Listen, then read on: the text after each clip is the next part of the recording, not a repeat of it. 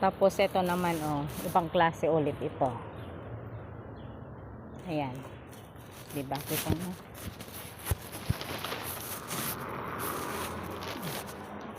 Gaman. Oh, tingnan nyo. Iba din ito. Parang Christmas tree.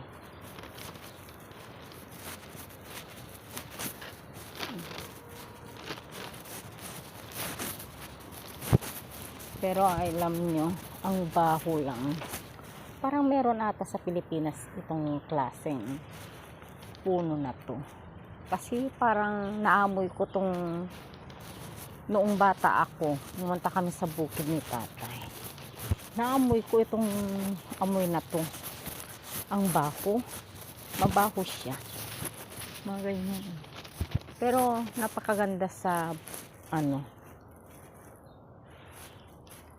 sa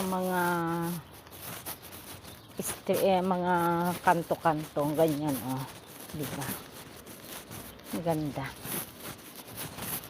Maganda siya, pero mabaho lang, lalo school dito sa mga hindi ako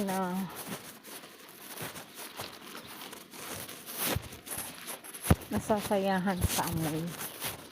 Super baho. Pero ang ganda yung puno niya, ha.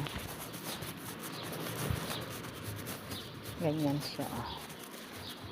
Oh, di ba? Ayan.